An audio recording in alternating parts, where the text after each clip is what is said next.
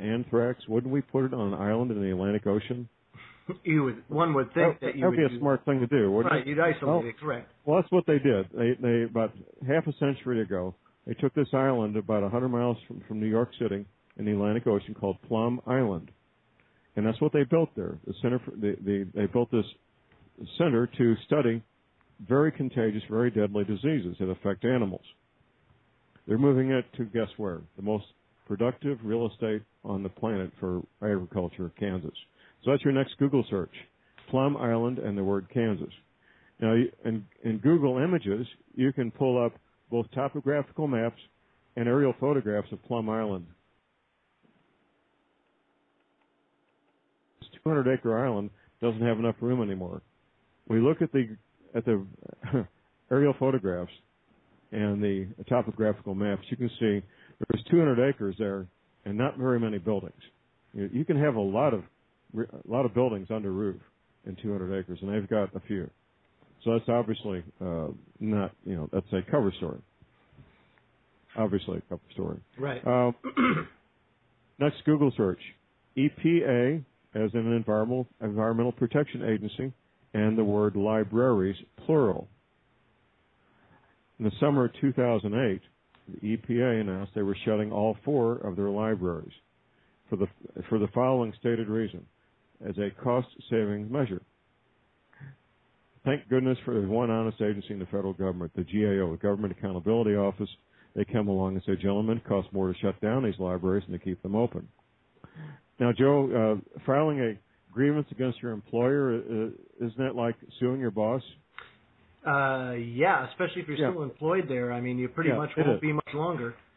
Well, the good men and women scientists that work for the EPA filed grievances against their boss. They actually sued their boss, saying, gentlemen, you've cut us off from the basic research material we need to keep America safe by closing all 4 of our libraries. Now, I'm going to speculate. My speculation is this collection, these 4 libraries constitute the largest English language cross-reference collection of those type of scientific articles on the planet. They can't risk losing them. They're being moved to a safe haven somewhere, probably Denver, maybe Atlanta, maybe both. It makes sense. Well, next Google search, Vatican Library. The same summer, in fact, the same month. The Vatican Library, which has been open for 6 centuries, every working day for 6 centuries, was closed. Now, the Vatican, of course, is in Rome. It's more than an hour drive from the ocean, the Mediterranean Sea, but it's not very high above sea level, maybe 90 to 100 feet above sea level. Right. Now, the Vatican Library is the largest collection of ancient manuscripts on the planet. There's some speculation based on some evidence that they may even have parts of the old library from Alexandria, Egypt, which the belief is that when the Romans heated the Roman baths in Alexandria for 6 months by burning manuscripts from the Alexandria Library, that they didn't burn the books that dealt with medicine, science, engineering, and mathematics. The Roman government was not stupid. They took all the good stuff, the books concerning medicine, science, mathematics, engineering, and took them back to Rome, where they've been ever since. There's also a belief, and you and I were talking about this earlier, Joe, Nikolai Tesla. I know you're doing some work with Tesla technology. Can you tell me who Nikolai Tesla's dad worked for? Who his father worked for? I don't remember, but I could. Griff, do you know the answer to that? No, not off the top of my head, I don't. Vatican. Really? Tesla's dad worked for the Vatican. And Nikolai Tesla was probably the first electrical engineer to set foot in the Vatican archives. And being an electrical engineer, he had the ability to look at these manuscripts, these ancient manuscripts, and make sense out of them when these Catholic monks didn't have a clue what they were looking at all those centuries. Think about it, gentlemen. Entire teams of engineers have been unable to duplicate what one man did in one lifetime, Nikolai Tesla. Now, granted, he was brilliant on one hand, but how brilliant was he? there's some belief based on some evidence that a lot of what he did was reverse engineer ancient technology that the Catholic churches had their hands on for many, many centuries. That could very well be, John. You know, you hear often things about the Egyptians also having technology far advanced from what we know. They had remnants of ancient technology is what they had. Mm-hmm. But this plays into the topic here, or the topic of the day being earth changes. What we're going through here, gentlemen, is cyclical. I was approached by a Messianic rabbi. He watched my DVD and he got together with me. I've interviewed him a couple of times now. He says, John, I reached the same conclusions you did by studying the Torah. He came to the conclusion that about every 3,600 years, we human beings get smacked down into the mud, which of course is the cycle that we're talking about. Right.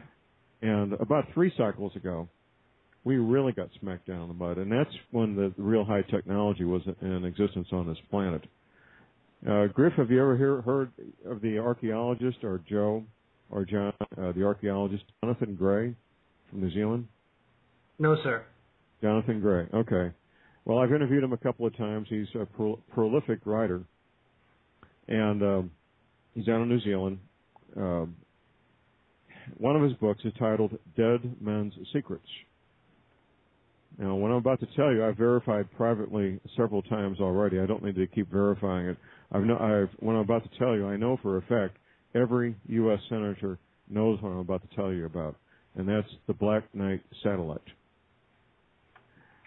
I'm old enough to remember, probably Griff is, Joe, you probably weren't even born yet, when the Sputnik went up in 1959. No, sir, I was not born yet. Okay, make me proud. And then a few months later, the Sputnik satellite was about the size of a grapefruit. Our first satellite was about the size of a basketball. In 1959, this was a really big deal, right, Griff? Oh, yes, I remember it well. Oh, yeah. So I was, 10, 12 years old, and I was standing in my front yard watching this thing go over. Optical and radar tracking stations were set up all over the planet to watch these brand-new man-made satellites. That's when they discovered there was already a man-made satellite up there. Not on a equatorial orbit like our satellites. In fact, we've only been able to do polar orbits maybe 20, 25 years. This satellite was on a polar orbit. And I know it may have more than 2 nicknames. One is, the most prominent one is the Black Knight satellite. The other one is the cryogenic box. It's just below the Van Allen radiation belt, about 22,000 miles high. I know 2 of its 3 dimensions, 40 by 70 feet, and it's estimated to be up there by the U.S. government for about 12,000 years. Now, that would be about 3 cycles ago, maybe slightly more than 3 cycles ago, when this thing was put up in space. Through an intermediary, I had a friend of mine approached a U.S. senator friend of his and asked about the Black Knight satellite, and the senator's reply was, "Tell me what you know first." So my friend told him everything I basically told you. It's about 10 years ago I determined to my own satisfaction why governments and universities spend so much money looking for these artifacts. And up until then, I thought, well, that's a lot of money to spend to entertain school children with archaeology books. What they're attempting to do, and why they're so diligent about it, they want to recover ancient technology. That's the real purpose behind archaeology at the very highest levels, is to recover ancient technology. And what's up there in space going over our heads 24 hours a day, 7 days a week, is part of it, the Black Knight satellite. Wow. And like I say, it's documented on the first page of the book, Dead Men's Secrets. The author is Jonathan Gray. Now, hold on one second, John Moore. John King, can you imagine getting your hands on something like that, something that's 22,000 miles in the air, that is over 12,000 years old? I mean, that's incredible. By the U.S. government or some other government on the face of the earth hasn't gone up and brought it back to Earth for study, or have they? Yeah, have there, John? Do you know of anybody that? I'll tell you what I know and what I believe. Mm-hmm. I know we did not have the lift capability to get 22,000 miles high until the late 60s. We had rockets that could get that high up. And by the way, the moon landing is absolutely bogus. You know, all you got to do is watch that flag blowing in the wind, and you know, hey, there's no wind on the moon. But that aside for a moment, once the thing was discovered in 1959, it became a matter of highest national priority, highest national security, to gain access to what's inside that black box and start reverse engineering it. To the best of my knowledge, they haven't brought it down to this planet, but more than likely, sometime in the late 60s or shortly thereafter, they got up there close enough to it. You have to make at least 2 trips initially. The first trip, you'd have to get close enough to make precise measurements for the docking mechanism, come back down to Earth, build a docking mechanism that will link up with the black box, the Black Knight, get back up there, get the door open. Who wants to be the first guy through the door? So it's more of a, would you say it's like a space capsule or a space station, or what would you describe it as? I would describe it as something that was left behind by a culture that had technology equal to or above or past ours. But there's other ways to point to high levels of civilization besides the Black Knight satellite. We've all heard of Kashmir, where that really nice wool comes from, that disputed real estate between India and Pakistan. Mm-hmm. If you were to go there, Joe, tomorrow morning, you and John and Griff, with the right detection equipment, you could find where a nuclear weapon was set off there about 12,000 years ago. If you were to go to a certain part of the Saudi Arabian Peninsula, you would find hundreds of acres of green glass on top of the desert. Now, up until August 1945, we didn't know, at least most people didn't know, how could you possibly get the heat of the sun over 3,000 degrees Fahrenheit on the desert in the Saudi Arabian Peninsula? Well, in August 1945, we all found out how that could happen. There was a nuclear weapon discharged in the Saudi Arabian Peninsula about 12,000 years ago. There's other sites like that around the planet where they know for a fact nuclear weapons were set off about that period of time, 12,000 years ago. Point being, gentlemen, about 12,000 years ago, human beings, just plain old human beings, not aliens, plain old human beings like you and I, had the ability to split the atom and space travel both. And that was all lost. And it was lost for, 12,000 years. Griff, what do you think about that? About what's your thoughts on civilizations of the past and having that type of technology? First, John, I was hanging on every word that you uttered. I was mesmerized by your delivery. I have said many times that the reality that we perceive today is not the only reality. There are other realities. I have no problem with other past civilizations having really advanced technology and societies. I have no problem at all. I think we are aliens. We come into this body from somewhere and we occupy the body, the vehicle, then we exit the body and leave. Many think, and I am one of them, that we probably come back into the bodies. So by the strictest definition, we are aliens also. We're all aliens.